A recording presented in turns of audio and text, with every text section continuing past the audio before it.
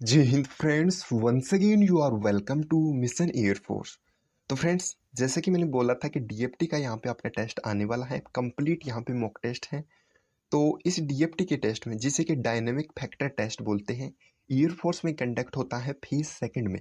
और ये जो क्वेश्चंस हैं, क्योंकि 20 क्वेश्चंस हैं, जैसा कि एग्जाम का पैटर्न है रिटर्न का, तो ये सभी रिटर्न के लिए भी बहुत ही ज़्यादा इंपॉर्टेंट क्वेश्चंस हैं और डीएफटी के लिए तो है ही। तो इसमें आप देख पाओगे कि किस टाइप के क्वेश्चंस, कितने क्वेश्चंस एग्जाम में बनते हैं। तो चलिए, without wasting times, let's come right on the money. तो देखिए, एक ईडियम है right on the money. Right on the money, इसका मतलब है मुद्दे की बात पे आना। तो बिना टाइम खराब किए चलिए मुद्दे की बात पे आते हैं। तो जैसा कि क्वेश्चन नंबर फर्स्ट है, क्वेश्चन नंबर फर्स्ट आप यहाँ पे देख पा रहे हो। क्वेश्चन नंबर फर्स्ट क्या है? ही बीट हिम। तो देखिए, यहाँ पे आपको पूछा गया है प्रीपोजिशन। तो यहाँ पे देखिए, क्या आप यहाँ पे यूज करोगे? तो देखिए, जब भी हम किसी के साथ की बात करते हैं तो जो कंजक्शन यूज होता है वो विद होता है। यानी कि he beat him with a stick, यानी वो एक स्टिक से उसे पीटता है।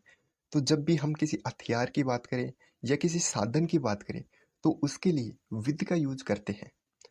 तो चलिए देखते हैं नेक्स्ट क्वेश्चन। तो देखिए, ये फिलर वाले जो क्वेश्चन हैं वो ज़्यादा पूछे जाते हैं आपके डीएफटी टेस्ट में, और जैसा कि एग्जाम में भी पूछे जाते हैं। तो देखिए, क्वेश्चन नंबर सेकंड है ही फेल द हॉर्स। यहाँ पे बताना है आपको कि क्या आएगा। तो देखिए, फेल फेल यानी गिरना। तो फेल ऑफ होता है FELL फेल ऑफ, जिसका मतलब है गिरना, से गिरना। तो ही फेल ऑफ द हॉर्स, यानी वह घोड़े से गिर गया। तो ये हो जाएगा he fell off the horse.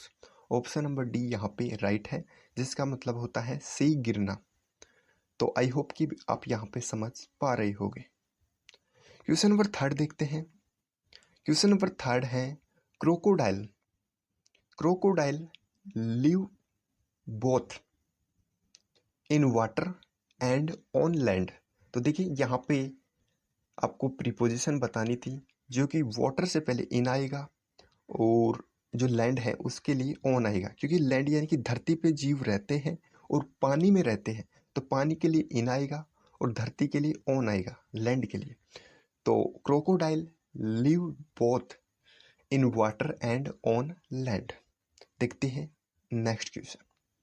Question number 4 है सी इन दिस हाउस सिंस 1980। तो देखिए, सिंस 4 आ चुका है। तो सिंस 4 आ चुका है, इसका मतलब क्या होगा? Perfect continuous. She has been living in this house since 1980, यानी कि वह इस घर में 1980 से रह रही है। यहाँ पे पॉइंट ऑफ द टाइम है सिंस 1980। तो हैज बीन लिविंग यहाँ पे करेक्ट आंसर होगा। देखते हैं नेक्स्ट क्वेश्चन। क्वेश्चन नंबर 5 है I dash this film several times. तो देखिए, ये कहना चाह रहा है कि मैंने इस फिल्म को, यानी मैं इस फिल्म को काफ़ी बार देख चुका हूँ। यहाँ पे इसका जो मीन्स है वो ये निकल के आ रहा है। तो देखिए, यहाँ पे आंसर होगा आई हैव सीन। मैं इसे काफ़ी बार देख चुका हूँ, present perfect. I have seen this film several times. तो देखते हैं next question. Next question is I dash my work before he came. तो देखिए, यहाँ पे कंडीशनल सेंटेंस है, और ये कंडीशनल सेंटेंस से क्वेश्चन आपके रिटर्न में भी काफ़ी पूछे जाते हैं। हर सेट में लगभग एक क्वेश्चन होता है। तो देखिए, आई बिफोर के पहले जो काम होता है उसके लिए पास्ट, यहाँ पे पास्ट जो परफेक्ट है वो यूज करते हैं, और बाद में पास्ट इनडेफिनेट। तो पास्ट इंडेफिनिट दिया है बाद में, तो पहले क्या आएगा? I had finished my work before he came, यानी उसके आने से पहले मैंने अपना काम समाप्त कर चुका था। तो आई हैड फिनिश्ड। देखते हैं next question. Question number 7, I dash speak English fluently. तो देखिए, जब हम अपनी कैपेबिलिटी यानी कि अपनी क्षमता बताते हैं तो उसके लिए कैन मॉडल का यूज करते हैं। आई can speak, I can dance, I can apply for this, यानी अपनी जो कैपेबिलिटी यूज करते हैं उसके लिए कैन का यूज करते हैं। तो I can speak English fluently. Next question है, क्वेश्चन नंबर 8 है, you dash run fast to catch the train. देखिए यहाँ पे है कि तुम्हें ट्रेन को पकड़ने के लिए तेज भागना चाहिए। तो यहाँ पे एक सुझाव है, तो शुड का आप यहाँ पे यूज कर सकते हो। You should run fast to catch the train, यानी कि यदि ट्रेन को कैच करना है तो तुम्हें तेज भागना चाहिए। क्वेश्चन नंबर 9 है, he will starve, he will starve dash will not steal. तो देखिए ये मीनिंग है स्टील, STEAL, डबल टी आ गया है यहाँ पे, मिस टाइपिंग है। तो स्टील का मतलब है चोरी करना और स्ट्रेव का मतलब है भूखा रहना यानी कि भूखा मरना। तो कहना चाह रहा है कि ही विल स्ट्रेव यानी कि वह भूखा रहेगा, बट विल नॉट स्टील, लेकिन चोरी नहीं करेगा, यानी वह भूखा रह लेगा लेकिन चोरी नहीं करेगा। तो he will starve but will not steal. तो यहाँ पे प्रॉपर कंजक्शंस का यूज हमें करना होता है। और ठीक इसी पैटर्न पे आपके एग्जाम में क्वेश्चन पूछे जाते हैं। ये आपका एग्जाम का पैटर्न है DFT का, और रिटर्न में भी इसी प्रकार के क्वेश्चंस बनते हैं। बस रिटर्न से थोड़ा इसका लेवल कम होता है, बाकी क्वेश्चंस लगभग लगभग सेम होते हैं। क्वेश्चन है, इज दैट स्टोरी ट्रू, क्या वो कहानी सही थी, और फॉल्स, क्या वो गलत थी। क्या वो कहानी सही थी या गलत थी। Option number first is correct answer. Let's come on the next question. Question number 11 is Bombay is dash than Delhi. तो देखिए बॉम्बे इज बिगर हो जाएगा यहाँ पे कि बॉम्बे जो है वो बड़ा है देन दिल्ली, दिल्ली से। तो बिग, जो बिग है वो आपकी वर्ब है जिसकी कंपैरेटिव डिग्री क्या है, बिगर। तो बिग की कंपैरेटिव डिग्री हो जाएगी बिगर, न कि मोर बिग। नेक्स्ट क्वेश्चन देखते हैं, क्वेश्चन नंबर 12। तो क्वेश्चन नंबर 12 है, we dash go for swimming lessons last year. तो देखिए यहाँ पे वो लास्ट ईयर की बात कर चुका है, यानी कि पास्ट की बात है। और जब हम पास्ट की किसी बात को बताते हैं कि हमें वो काम करना पड़ता था, तो उसके लिए क्या है, we had to go for swimming lessons, यानी हमें स्विमिंग लेसन्स के लिए जाना पड़ता था। ये कहना चाह रहा है कि जाना पड़ता था लास्ट ईयर। यदि वो कहता ये हमें स्विमिंग लेसन्स के लिए जाना पड़ता है, यानी लास्ट ईयर यहाँ पे नहीं दिया होता, फिर हम यूज करते हैं वी हैव टू। तो आई होप कि आप समझ पाए हो। देखते हैं नेक्स्ट क्वेश्चन। क्वेश्चन नंबर 13 है, इसमें वॉइस चेंज करना है। द चोर विल सिंग ए सॉन्ग। तो देखिए द चोर विल सिंग ए सॉन्ग, इसका यदि करेक्ट आंसर की बात करें तो हो जाएगा ऑब्जेक्ट सब्जेक्ट बन जाएगा, और विल जो है प्रेजेंट इंडेफिनिट टेंस है, सॉरी फ्यूचर इंडेफिनिट टेंस है, तो विल की जगह यहाँ पे विल बी हो जाएगा। तो ए सॉन्ग विल बी संग बाई चोर। तो ए सॉन्ग विल बी संग बाई चोर, ऑप्शन नंबर बी यहाँ पे आंसर होगा। लेकिन यहाँ पे जो वर्ब है सिंग की जगह यहाँ पे सिंग की टाइप हो गई है, तो ये होगा संग, क्योंकि वर्ब की थर्ड फॉर्म यूज होती है हमेशा, SUNG संग। तो ए सॉन्ग विल बी संग बाई चोर। तो देखिए यहाँ पे दो वर्ड्स आपके सामने आते हैं, CHOIR चोर, और ऑर्केस्ट्रा ORCHESTRA। दो वर्ड्स हैं, दोनों का कन्फ्यूजन आज समाप्त कर लीजिए। तो देखिए चोर क्या होता है, एक ग्रुप ऑफ सिंगर्स, यानी एक जो सिंगर्स होता है उसका जो ग्रुप होता है उसे चोर बोलते हैं नॉर्मली। लेकिन ऑर्केस्ट्रा में क्या अंतर है, तो ऑर्केस्ट्रा होता है एक group of singers playing various music instruments, यानी जो सिंगर्स होते हैं जिसमें कि अलग अलग वाद्य यंत्र होते हैं और अलग अलग वो बजाते हैं, जैसे कि कोई तबला बजाएगा, कोई बांसुरी बजाएगा, कोई वॉयलिन बजाएगा, कोई कुछ। तो इसी प्रकार से ऑर्केस्ट्रा में और चोर में यही अंतर है। ये वन वर्ड के रूप में भी आपके एग्जाम में पूछा जाता है, तो याद रखना।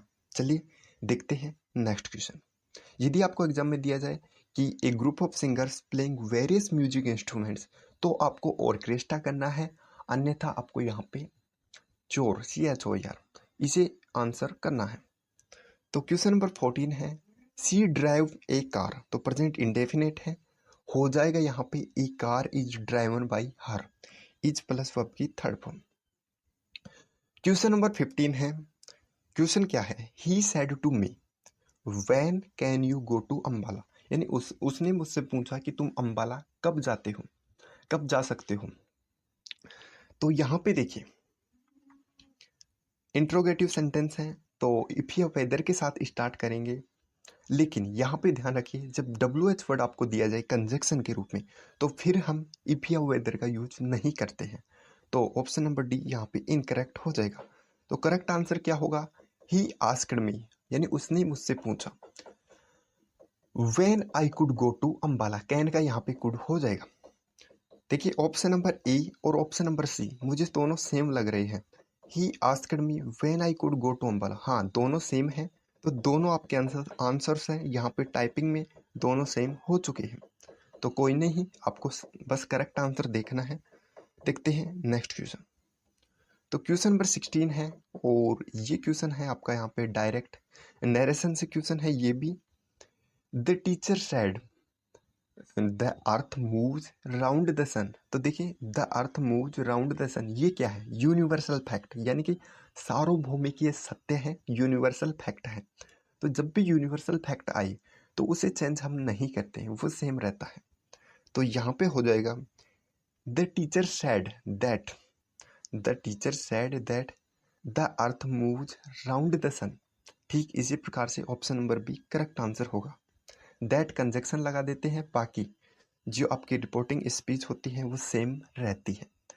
तो देखिए रीअरेंज आपको करना है, मैंने 4 ऑप्शंस नहीं दिए हैं, डायरेक्ट आपको आंसर बता रहा हूँ। तो देखिए इस प्रकार से कुछ क्वेश्चंस होगा, उसको आपको रीअरेंज करना है। तो आपको क्या करना है कि भाई ऑप्शंस पढ़ने हैं, क्योंकि ऑप्शंस में सेंटेंस दिया है तो पूरे सेंटेंस को पढ़ के आप अनुमान लगा सकते हो कि कौन सा करेक्ट है।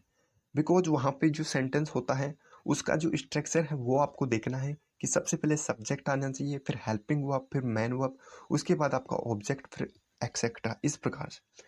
तो इसका जो करेक्ट सेंटेंस बनेगा वो होगा I have taken a great risk in saving हर।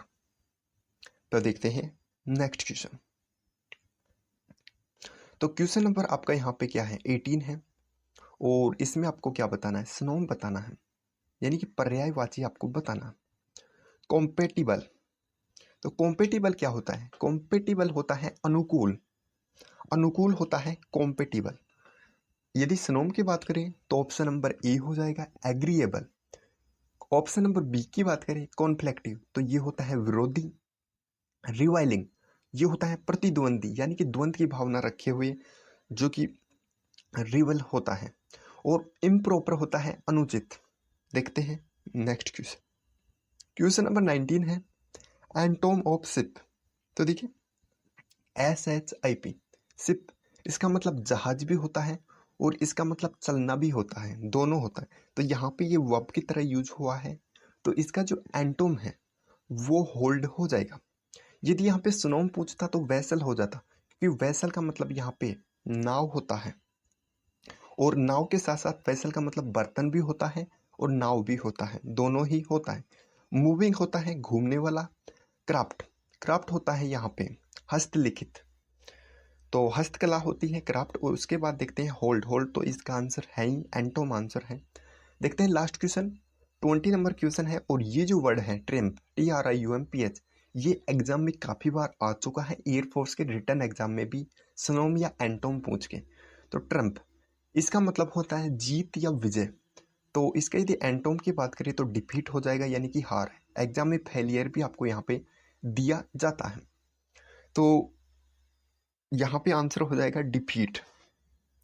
तो ऑप्शन नंबर ए है रिजॉइस, रिजॉइस यानी कि पुनः, यानी कि ज्वाइन करना। और विक्टोरी, विक्टोरी होती है जीत, डिफीट मैंने बता ही दिया इसका। तो यहाँ पे जो ऑप्शन नंबर डी में दिया है फ्रोलिक, फ्रोलिक का मतलब भी होता है खुशी, आनंद। और ये जो रिजॉइस मैंने अभी बताया इसका भी मतलब यही होता है फ्रोलिक, यानी कि आनंद, जोश, स्थिति। तो फ्रोलिक और रिजॉइस हो जाएगा खुशी, उल्लास की स्थिति। विक्ट्री जीत और डिफीट हार, जो कि ट्रम्प का एंटोम है। तो दोस्तों भाई कैसा लगा आपको वीडियो, कमेंट बॉक्स में ज़रूर बताना। और इसी के साथ साथ भाई प्लीज़ सपोर्ट कीजिए, वीडियो को शेयर कीजिए। एटलीस्ट आप 1 या 2 कैंडिडेट्स जितने भी कुछ आप कर सकते हो, please do share and subscribe the channel for latest video related to your exam and study videos. So see you again in the next video. Till then, Jai Hind, Jai Bharat.